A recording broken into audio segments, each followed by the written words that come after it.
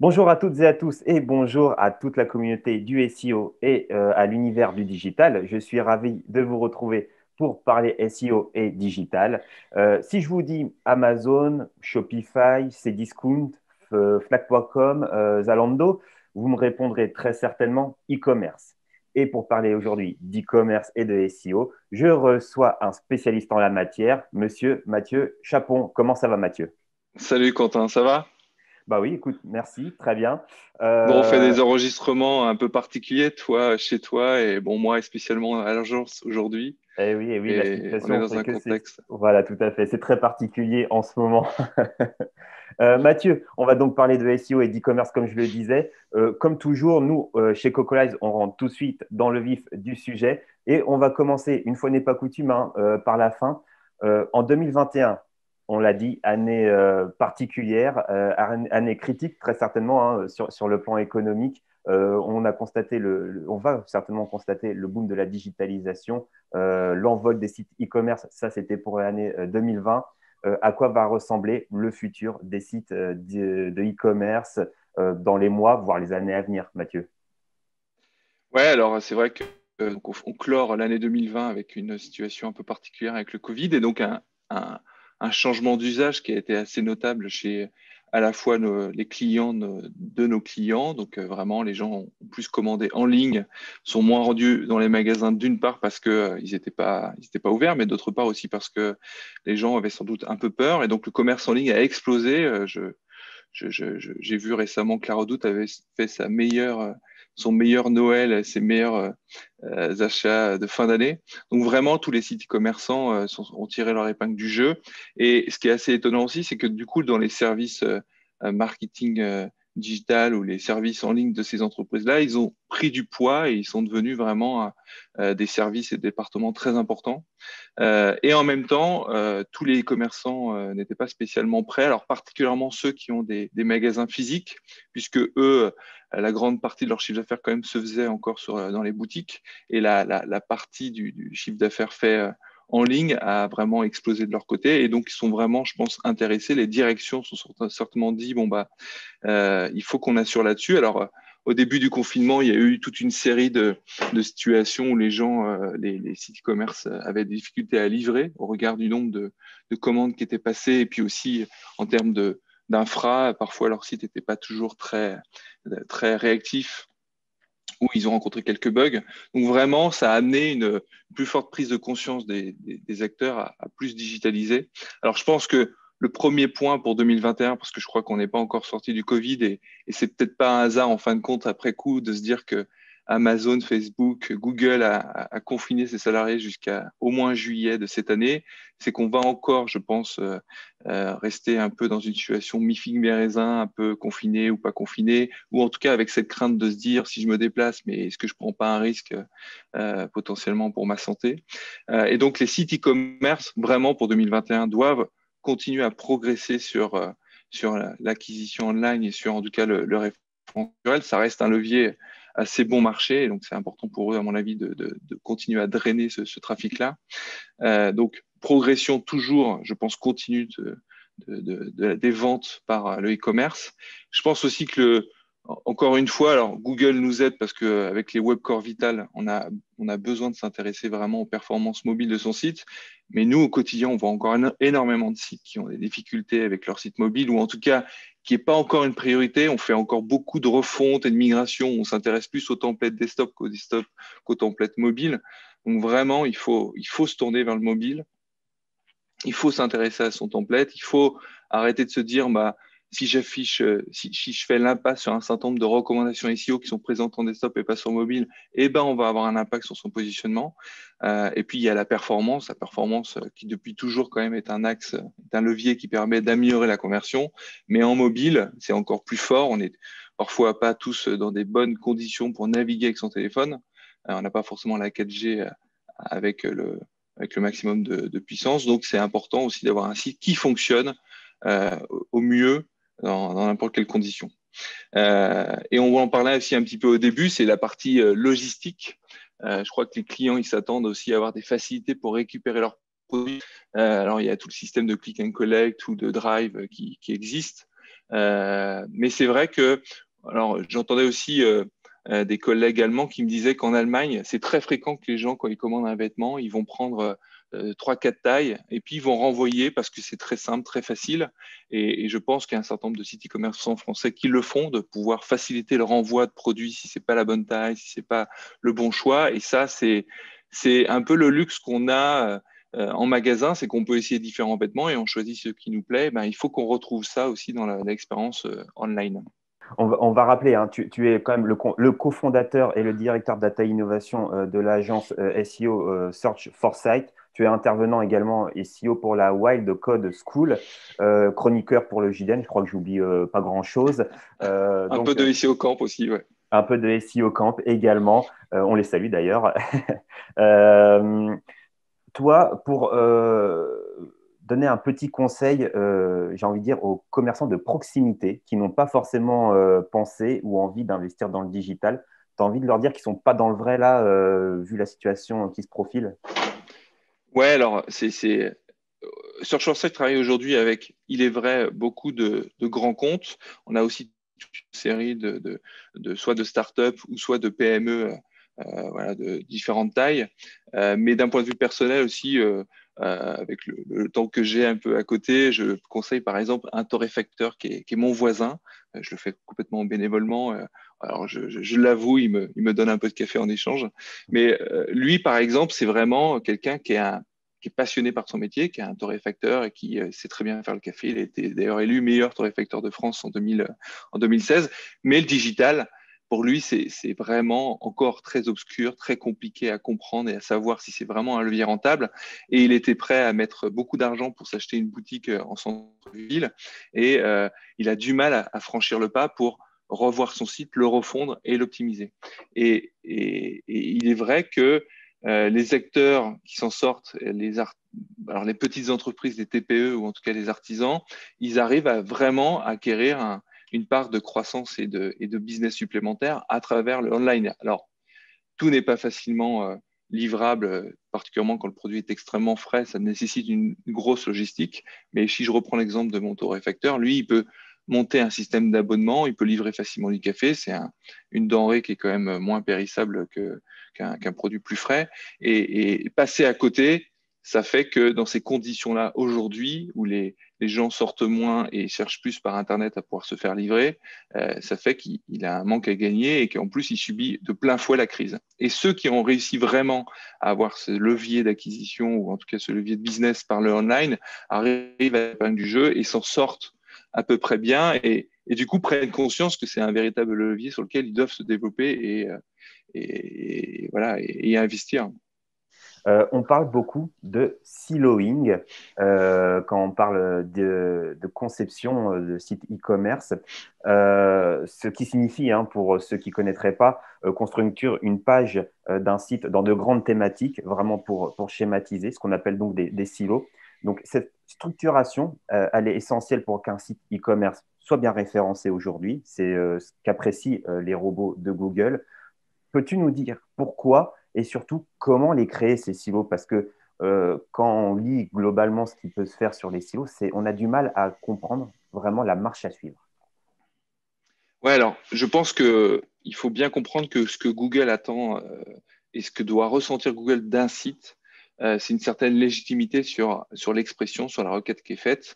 Et un site e-commerce, au tout début, enfin même encore aujourd'hui, a tendance à présenter beaucoup ses produits et assez peu de conseils, d'informations sur l'entretien, sur comment on l'utilise, sur comment on l'installe, si c'est un produit, un accessoire ou une pièce détachée, et reste du coup juste un acteur orienté vente et assez peu en fait sur l'explication de l'utilisation, la vulgarisation de son produit.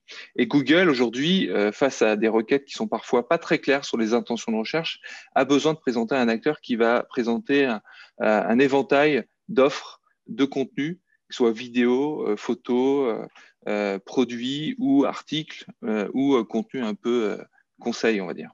Et lorsqu'on a besoin, d'une part, de donner cette légitimité, le système de silo est assez intéressant parce que ça nous permet à la fois d'avoir un espace dédié à une gamme de produits et puis de rajouter autour toutes les questions qui peuvent être posées autour de ces produits-là. Alors, on parle en particulier des PA qui peuvent être abordés dans ces espaces-là, mais vraiment, on a besoin de créer des thématiques et un peu des monothématiques, qui est un mot que j'ai l'impression que j'ai inventé, mais j'aime bien le répéter, c'est-à-dire vraiment créer des univers sur son site qui parlent à la fois des produits, de conseils, de retours sur ces produits-là, de vidéos sur le mode de fonctionnement, comment ça s'installe, comment on l'utilise, etc., pour vraiment devenir un acteur légitime auprès du moteur et qui se disent, bon, bah, si l'acteur veut l'acheter, il propose des produits, si l'acteur veut des conseils, il propose des conseils, si l'acteur veut des comparaisons, il propose des comparaisons. Alors ça, c'est le premier point. Je pense que voilà, Google a besoin d'avoir de la réassurance pour se dire, c'est l'acteur que je dois positionner en top position parce qu'en plus, il a pléthore d'informations sur ce que je. Et les sites qui se disent, je vais essayer un peu de parler de tout sans forcément bien structurer, il est vrai que c'est un problème pour le moteur de bien comprendre les relations entre les contenus, les relations entre les pages. Et pour construire justement ces silos, c'est important de penser à créer ce type d'univers et ces interrelations de liens et de blocs de contenu qui peuvent remonter sur les pages de manière contextuelle. Il faut vraiment que tout soit en relation. Et à la limite, il ne faut pas forcément penser moteur, mais il faut aussi penser utilisateur. J'arrive sur une page produit, je n'attendais pas à avoir une page produit sur cette requête-là, je voulais plutôt avoir des conseils. Comment je fais pour mettre en avant et faire remonter ces informations sur cette même page?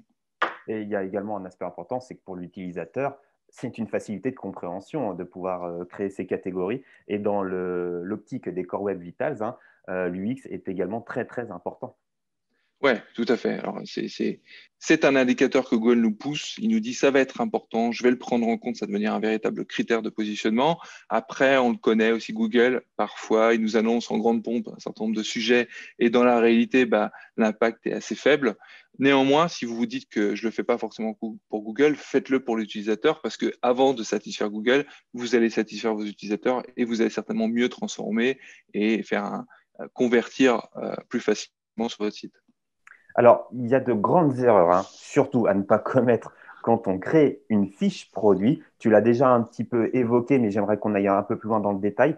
Moi, je pense par exemple à ne pas utiliser les descriptions des fabricants, hein, qui peuvent parfois être, allez, à défaut d'être pertinentes, manquer d'optimisation, on va dire. Ouais, alors en plus, à l'époque où les marketplaces développent à tout va sur tous les sites, ça veut dire que si le flux de produits qui est envoyé dans ces marketplaces présente le même descriptif, des dizaines et des dizaines d'acteurs sur votre secteur risquent d'avoir le même descriptif. Moi, j'aime bien quand même, parce qu'ils sont quand même assez forts et que ça fait des années qu'ils le travaillent, prendre l'exemple d'Amazon qui arrive quand même à construire des fiches produits qui à la fois convertissent, mais aussi présentent pléthore d'informations sur le produit en tant que tel. Et les erreurs à ne pas commettre, ça serait, comme tu dis, d'une part d'avoir un descriptif correspondant à tous ceux que les autres peuvent utiliser s'ils le reprennent depuis le constructeur. Donc, ça, c'est le premier point. Avoir des photos de mauvaise qualité, ça, par exemple, ça aussi, c'est même d'un point de vue SEO, c'est important. Google Images cherche à faire remonter les images de bonne qualité, alors avec une certaine dimension, une certaine qualité, poids en tout cas de l'image.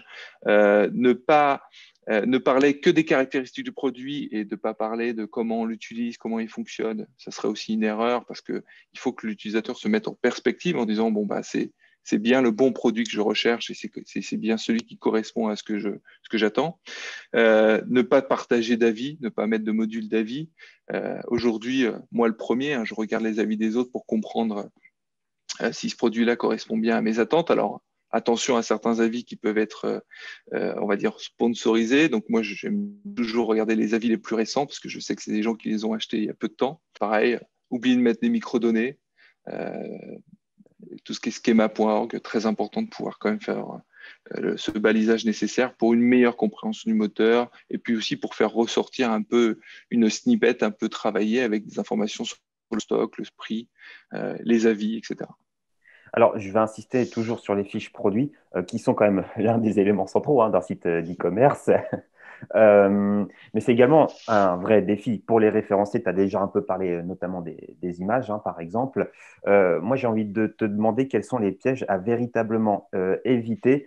Je ne sais pas, je pense par exemple à l'URL canonique, ce genre de choses. Ouais. Bah, bon, déjà, il faut savoir si on veut référencer sa page produit. Si en général on le souhaite, on va éviter de mettre des balises no-index, des directives d'ISO dans robot.txt, parce que forcément, en tout cas, même si on ne le fait pas volontairement, s'assurer qu'elles ne sont pas présentes sur son site. Et donc, il faut regarder un peu le code source, il faut un petit peu regarder son robot.txt. C'est quand même des sujets qui sont pas simples, qui sont un peu techniques. Euh, Pareil, bah, bien sûr que euh, on recommande quand même au moins une fois de faire remonter ces pages produits dans le sitemap pour qu'elles soient envoyées à Google, particulièrement si c'est des nouveaux produits et que la prise en compte soit assez rapide. Alors, nous, sur les sitemaps, on n'est pas forcément pour systématiquement mettre toutes les pages d'un site. C'est un sitemap, ça représente une vraie priorité pour le moteur. C'est la première chose qu'il va aller voir. Si systématiquement vous poussez des pages qui en réalité dans le site sont très loin dans la profondeur, vous allez inciter le moteur à regarder, à crawler ces pages-là, alors que dans les faits, le linking n'est pas évident pour l'utilisateur pour pouvoir y accéder facilement en un minimum de clics. Pareil, ce produit-là, ces fiches produits, ça c'est un des défauts qu'on retrouve souvent. Souvent, il a un seul lien interne qui pointe vers lui, c'est dans sa page listing. Il y a un seul lien. Bah, là, c'est pareil, si on a vraiment des produits qui sont pour nous des best-sellers sur lesquels on souhaite vraiment se positionner, il faut augmenter ce nombre de liens. Alors, ça va passer par du cross-link, ça va passer par une citation de la fiche produit dans plusieurs catégories. Mais voilà, vraiment essayer de développer ça.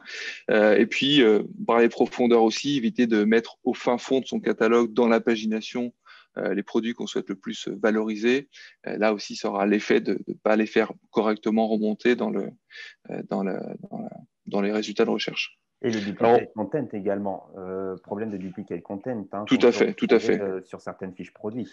Si on ne fait pas le choix, ou en tout cas on ne fait pas l'effort de contextualiser son contenu et bien le personnaliser, bah, Google, vis-à-vis d'un acteur qui fera lui l'effort, il le valorisera, il le fera remonter devant vous. Et donc, bah, vous demanderez comment ça se fait que vous n'arriverez pas à monter. Bah, voilà, faut faire un effort. Une fiche produit, c'est pas juste des informations agglomérées sur le produit en tant que tel. C'est aussi fournir une expérience et fournir un maximum d'informations contextualisées au produit. Alors, il y a une petite astuce qu'on peut lire ici et là pour empêcher ce problème de duplicate content. C'est notamment de placer l'URL de la page en question à la racine. Alors, ça peut être un peu vague comme terme, placer une URL à la racine pour beaucoup de monde. Donc, en quoi consiste cette pratique, Mathieu, et comment faut-il procéder? Ouais, en fait, l'idée, c'est que on ne puisse pas retrouver les répertoires de l'arborescence dans votre URL de la fiche produit. Comme ça va vous permettre de pouvoir potentiellement positionner votre produit dans une arborescence, enfin un produit qui pourrait correspondre à deux catégories, vous pourriez le positionner du coup dans deux catégories, voire même la catégorie solde sur lequel vous pouvez potentiellement créer un espace dédié. Si vous faites remonter le produit, ça voudrait dire que l'URL aurait potentiellement en répertoire solde ou sa catégorie primaire ou sa catégorie secondaire si le produit peut être classé dans cette catégorie primaire. Donc l'idée, c'est de vraiment raccourcir l'URL pour n'avoir que le nom de domaine.com slash et l'URI, vraiment, donc du coup, l'URL correspondante au produit qui apparaît avec derrière son extension ou pas d'extension. Et Donc, ça permet vraiment, éviter l'apparition d'une marque, par exemple. tout à fait, apparition d'une marque, l'apparition aussi soit d'un répertoire d'une arborescence, soit d'une date aussi. Ça, c'est les dates, c'est un des soucis qu'on peut avoir pour faire de la duplication. Donc, voilà, vraiment, essayer d'avoir des URL uniques. Ça, c'est aussi un point important, c'est que Google, quand il passe sur les sites, il fait un peu l'inventaire de tous les contenus et il essaye d'identifier ce qu'il connaît déjà avec d'autres versions d'URL, d'évaluer un peu le taux de duplication du site. Et lorsqu'on a un taux de duplication élevé, ça vous donne un boulet au pied qui fait que votre site ne va pas performer à la bonne hauteur. Lui, Google, il faut bien avoir en tête qu'il passe son temps à crawler les sites, il passe son temps à explorer, ça lui coûte de l'argent. Et si vous présentez un site assez propre avec des URL uniques, vous serez récompensé et vous arriverez à mieux vous en sortir en termes de référencement. Alors, un autre phénomène qui peut également nuire à un site e-commerce, c'est l'abus des redirections 301, notamment quand un produit n'est plus disponible sur le marché, par exemple. Donc, quelles sont les autres alternatives pour éviter d'abuser des redirections 301? Alors, j'ai fait récemment un article dans le journal du net, je crois qu'on peut faire un petit coup de pub, mais justement sur le sujet, sur un peu le cycle de vie d'une fiche produit. Et il est vrai qu'il y a pas mal acteurs aussi qui sont vraiment très fébriles sur les 404, alors que les 404, je trouve que c'est un vrai moyen pour épurer, pour assainir un peu un site vis-à-vis de pages obsolètes ou de redirection en masse. Si on prend le cas extrême d'un site souvent dans la mode, il doit changer son catalogue au moins 2 fois par an, et quand il change son catalogue, ça représente 60 à 80% de ses pages. Donc d'un seul coup, le site va entièrement être bouleversé parce qu'il va passer de la mode automne-hiver à printemps-été. Et donc dans ce cas-là, nous, on est assez clair avec notre client, c'est qu'on lui dit, écoute, tu vas avoir 80% de tes URL qui vont disparaître. Si tous les 6 mois, tu mets en place des redirections en masse, on voit très régulièrement, quand on fait de l'analyse de log, qu'une grosse partie du crawl de Google en permanence va se concentrer sur ces 301 parce qu'il passe toujours son temps un peu à les réinterroger et à voir si le statut n'a pas évolué. Et nous, on est assez clair sur ce sujet, c'est qu'on dit, bah non, il faut passer en 404. Alors, il peut y avoir des intermédiaires. On peut imaginer de laisser la page en 200 et puis au bout d'un mois, lorsque les gens ont compris, en ayant mis leur lien en favori, ont compris que l'article n'était plus disponible, vont arrêter de visiter la page. Mais il faut épurer au plus possible en passant en 404. Même les redirections vers des pages catégorie mère, c'est pas ce qu'on conseille. Alors, encore moins vers la home page. Peut-être que si par contre on arrive à avoir une correspondance entre un produit et un autre, de pouvoir faire une redirection adéquate et un produit similaire, ça on peut l'envisager. Mais en fait, dans la réalité des faits, très souvent, les clients ont du mal à faire ce fine-tuning et de gérer au cas par cas, surtout quand on doit gérer des centaines de milliers d'URL. Donc vraiment, nous, ce qu'on recommande, c'est, voilà, tu réponds en 404. Si certains de tes produits, c'est des best-sellers, qui a un peu de linking, il y a un peu de trafic et qu'on est bien positionné, OK, on peut faire des redirections spécifiques. Mais sinon, vraiment, en majorité, c'est de purger le site pour qu'il repart un peu effectivement de zéro avec un catalogue frais et neuf, et en même temps qu'ils puissent ne pas renvoyer un signal à Google, d'avoir une proportion de 301 après quelques années énorme, qui fait que son budget de crawl risque d'être assez impacté. Alors, quand le produit du coup d'une de mes pages est épuisé, avec la perspective qu'il ce produit soit de nouveau disponible, qu'est-ce que je peux faire du coup pour continuer à bien référencer cette page sur laquelle je sais qu'il y aura un réapprovisionnement d'ici quelques semaines? Ouais, alors tu l'as bien précisé, c'est dans le cas où on sait qu'il y a potentiellement un réapprovisionnement et a priori de quelques semaines, voire d'un mois ou deux. Donc vraiment, dans ce cas spécifique-là, on conseille clairement de conserver la page, qu'elle continue à répondre 200.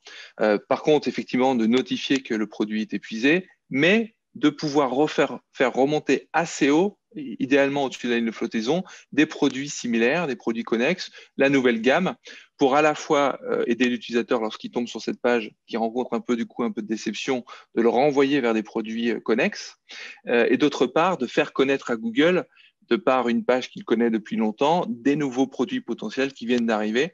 Ça va aider du coup à indexer et à crawler plus facilement ces nouvelles pages. Permets-moi de rajouter un point aussi, c'est que souvent les clients veulent détacher ce produit de leur listing. Ils veulent plus le voir apparaître, il n'est plus accessible. Alors, si vous faites ça, le problème, c'est que ça va augmenter votre proportion de pages dites orphelines, c'est-à-dire plus rattachées à la structure. Et ça va à la fois lui faire baisser son référencement, c'est clair. Et si la proportion est trop grande, ça va aussi potentiellement envoyer un mauvais signal au moteur. Donc, ce qu'on vous recommande, c'est plutôt de pousser ces produits en fin de listing, à la limite de les mettre en, de les, comment dire, de leur montrer qu'ils sont plus actifs, en tout cas qu'ils ne délivrent plus, mais de conserver malgré tout un lien, à la fois pour le moteur, enfin, surtout pour le moteur, un peu moins pour l'utilisateur, parce que cet accès-là va permettre à la page de continuer à vivre, continuer un peu à exister, à récupérer du jus. Et le jour où vous allez être réapprévisionné, elle va remonter assez rapidement, plus rapidement en tout cas que si vous l'aviez détaché de la structure. Et donc, Et en tout pardon, vas-y, je te laisse finir, je t'en Ouais, prie. j'allais dire, et bien sûr, je ne l'ai pas dit, mais ne mettez pas de no-index, ne mettez pas de canonical, n'empêchez pas le référencement de cette page. Faut vivre avec. Oui, il y a une partie de mon catalogue qui a plus de stock, mais en même temps, il faut se dire que quand je vais en avoir, il va falloir remonter assez rapidement et ça sera la bonne méthode. Et il y a des fiches qu'on souhaite en revanche supprimer totalement hein, de son site e-commerce quand le produit, par exemple, n'est plus sur le marché. Donc, comment supprime-t-on totalement une fiche produit et existe-t-il un moyen de récupérer le jus qui a été généré par cette page auparavant? Ouais, alors, Bon, déjà, moi, je crois assez peu parce que c'est souvent l'argument qu'on entend de clients qui nous disent non, mais moi, je veux faire de la 301 parce qu'il y a du jus, il y a des choses à récupérer de cette page-là.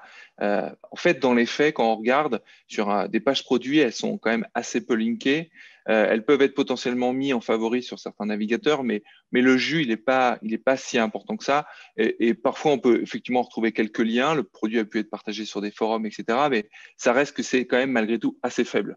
Et très souvent, nos clients alors, ils ont pas cette flexibilité, cette agilité, en tout cas pour dire, j'y redirige une petite partie et je mets en 404 une autre partie. Bon, néanmoins, c'est certain, potentiellement, alors ça dépend des secteurs d'activité, les pièces détachées, il n'y a pas beaucoup de produits best-sellers, mais un opérateur qui va vendre des iPhones, il sait très bien qu'une fiche produit, c'est très générateur de trafic et son changement, son évolution avec l'arrivée de la nouvelle gamme ou le fait qu'il ne distribue plus, il y a quand même pas mal de choses à récupérer de cette ancienne page, de cette ancienne fiche produit. Donc nous, ce qu'on essaie de dire, c'est quand même, on essaie de faire un état des lieux avec le client en lui disant, bon, prenons en compte tout le catalogue ou tous les produits qui vont disparaître chez toi et faisons de manière le plus envisageable possible du sur-mesure, redirigeons ce qui vaut le coup et répondons en 404, toujours avec cette intention de se dire que je vais purger les pages obsolètes de mon site, éviter les 301 parce que c'est consommateur de crawl voilà, essayer de trouver une solution alternative pour que entre la 301 sur des pages qui vaillent le coup parce qu'elles ont du jus, parce qu'elles sont encore visitées, parce qu'elles se positionnent, et des 404 pour des produits qui n'ont pas d'intérêt et qui sont assez peu recherchés. Alors, on pourrait rajouter d'autres éléments, on pourrait se dire, euh, mon système, moi client, mon système fait que je ne peux pas trop gérer un peu du sur-mesure 301 d'un côté et 404 de l'autre. Il y a des systèmes alternatifs qui pourraient se dire, mon produit obsolète, je le garde un mois euh, de manière, enfin c'est indiqué que c'est épuisé, mais je le garde un mois, comme ça je préviens mes clients qui vont les retirer en favori et je récupère le linking interne. Et puis après, je mets une 404. Alors la 404 peut être assez bien travaillée pour potentiellement bien renvoyer l'utilisateur vers un produit similaire à travers une sorte de moteur de recherche interne qui ferait remonter les produits correspondants. Mais encore une fois, voilà, c'est souvent un faux problème et une fausse raison de dire oh là là, mais si je fais pas une redirection 301, je vais perdre beaucoup de popularité. Bah, parlons déjà de savoir, analysons ça, essayons de savoir si vraiment il y a une popularité à récupérer et un intérêt à faire des 301 en masse. Un dernier mot sur une mode des sites e-commerce, c'est les méga menus. Euh, J'adore. ouais, et beaucoup de monde aime d'ailleurs cet aspect. C'est un outil presque indispensable hein, pour les utilisateurs et la navigation. C'est vrai que ça apporte beaucoup de clarté, beaucoup de visibilité sur la structure du site. Alors, attention, parce que ça, c'est un discours que toi, tu peux avoir, que moi, j'ai, que certains utilisateurs aussi, mais beaucoup du X-Design n'apprécient pas du tout le menu, et même beaucoup de personnes qui veulent vraiment faire que l'utilisateur rentre dans un silo et ait le moins de portes de sortie possible, vont pas tellement aimer le système de méga menu. Donc, cet avis peut être discutable. Tout à fait. Et puis, il faut être également vigilant à une chose, c'est de garder une vraie clarté et une vraie cohérence par Bien rapport à sûr. ce qui est proposé dans la structure du site. Ouais. Non, mais il y a des exemples. Alors, j'ai pas regardé récemment s'ils n'avaient pas fait une refonte, mais Cdiscount adore avoir ce genre de méga menu. Et d'un point de vue SEO, ils ont tout à fait raison. C'est dès la homepage, présenter un maximum de catégories, de sous-catégories, voire de top produits dans ce méga menu. Ça permet un bon référencement d'une page, la HP, qui a une forte popularité et qui permet de transférer directement à des pages stratégiques. C'est un peu comme un arbre, comme une arborescence. Voilà, plus l'arborescence est large en haut, à la base, et plus vous allez pouvoir transférer facilement du jus en interne dans le site. Alors, c'est vrai, mais par contre, le méga menu fait qu'on embarque beaucoup de liens sur chacune des pages et que c'est des liens qui génèrent une fuite de PageRank. Donc, il existe des solutions.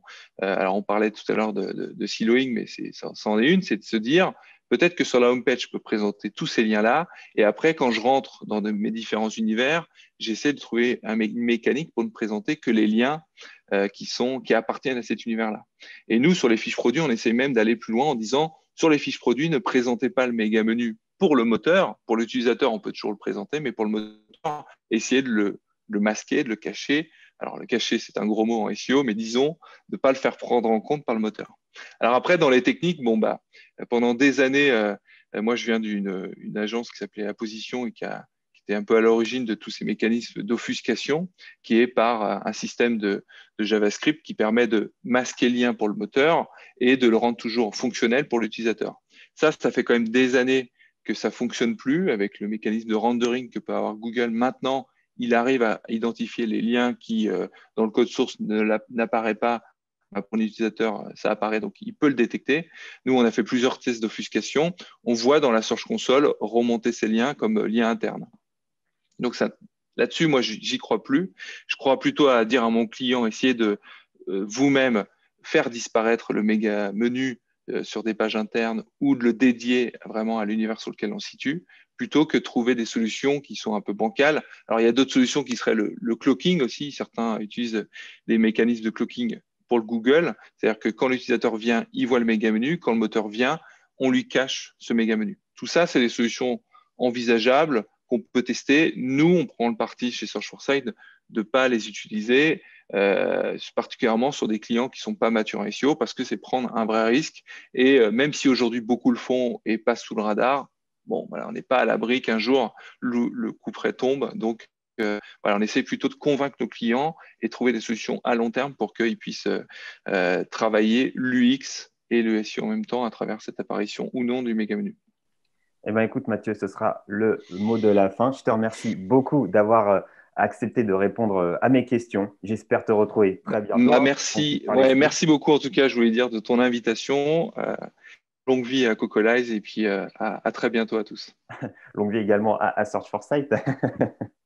Et quant à moi, je vous dis à très bientôt pour une prochaine interview avec un nouvel invité. Et en attendant, portez-vous bien. Ciao la communauté. Salut.